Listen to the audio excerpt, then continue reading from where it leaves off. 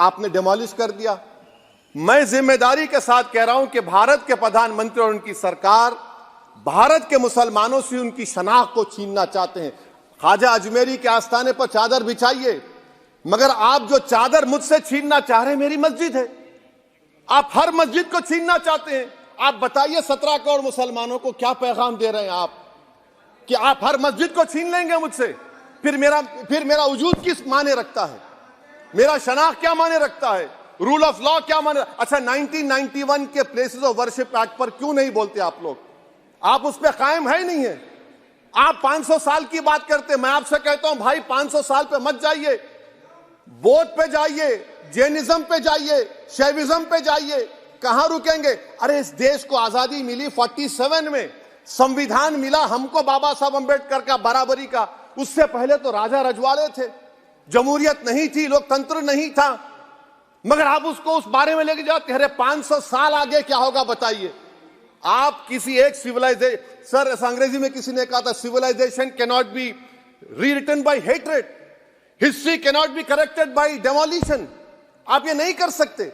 और मैं उम्मीद करता हूं कि जब मौर्रिख तारीख लिखेगा, नरेंद्र मोदी इस मुल्क में तारीख लिखना चाहते हैं। क्या तारीख लिखना चाहते हैं?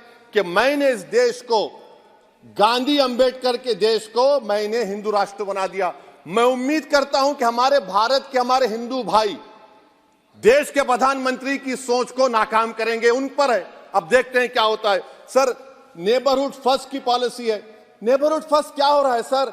हम सोशल मीडिया के जरिए फॉरेन पॉलिसी चला रहे हैं। मालदीव छोटा मुल्क, वो हमको आंख दिखा रहा है, चीन की गोद में बैठ गया।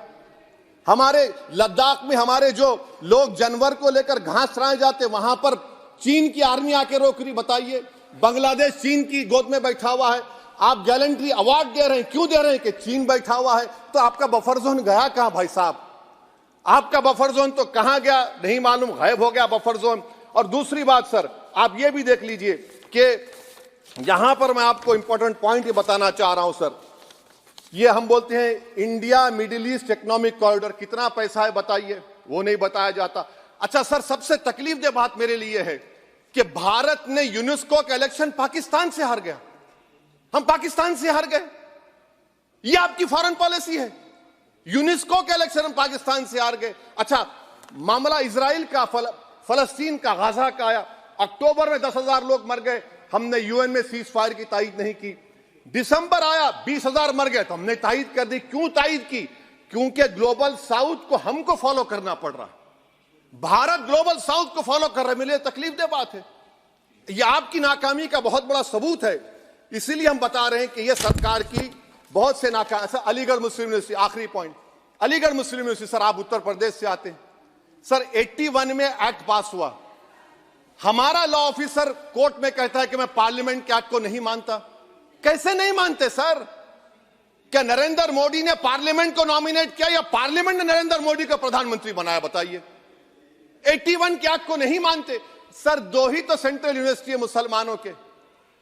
1,80,000 आप ही के सरकार के दौर में मुसलमान हायर एजुकेशन निकल गए। आप अलीगढ़ मुस्लिम से छीनना चाह रहे हैं। Theory of separation of powers में एग्जीक्यूटिव हमको डिक्टेट करेगा। मेरी आवाज तो पार्लियामेंट है, अब मेरी आवाज के खिलाफ एग्जीक्यूटिव सुप्रीम कोर्ट में बोलता है। अलीगढ़ मुस्लिम यूनिवर्सिटी से इतनी नफरत क्यों है आपको? वहां पर तो हिंदू भाई भी पढ़ते हैं। सर ये अलीगढ़ मुस्लिम यूनिवर्सिटी का मामला है सर। तो मैं आपसे इस बात पर, इस शेर पर अपनी बात को खत्म कर रहा हूं सर। आप भी उर्दू दां हैं जी। मसीहाओं को जब भी आवाज दी है, अहमद फराज का शेर है जी जी, मसीहाओं को जब भी आवाज दी है, पलट कर आ गए हर बार कातिल। मसीहाओं को जब भी आवाज दी है, पलट कर आ गए हर बार कातिल। वहां क्या दाद खाही क्या गवाही, वहां क्या दाद खाही क्या गवाही, जहां हो मुंसिफों के यार कातिल। सर मैं फिर से हुकूमत से मुतालबा करता हूं कि अल्पसंख्यक समाज के बजट के स्कॉलरशिप को आप डिमांड ड्रिवन करिए। भारत के प्रधानमंत्री प्रधान सेवक रहिए। आप कोई प्रीस किंग मत बन जाइए। आप जीतेंगे, कौन जीतेंगे देश तय करेगा। मगर याद रखिए 17 करोड़ मुसलमान आज गम और गुस्से में हैं और इस बात को महसूस कर रहे हैं, इस बात को महसूस कर रहे हैं कि प्रधानमंत्री को हम नोट नहीं दिए मगर हमारा प्रधानमंत्री है। आखिर ये प्रधानमंत्री 17 करोड़ मुसलमानों की उनकी शनाख्त को कैसे मिटा रहे हैं, कैसे उनको आप मार्जिनलाइज कर रहे हैं।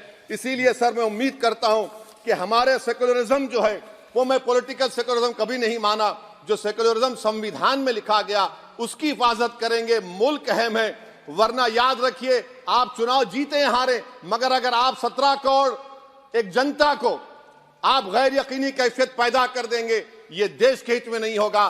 बल्कि हम तो उम्मीद कर रहे हैं कि ड्यू प्रोसेस अदालत फॉलो करेगी।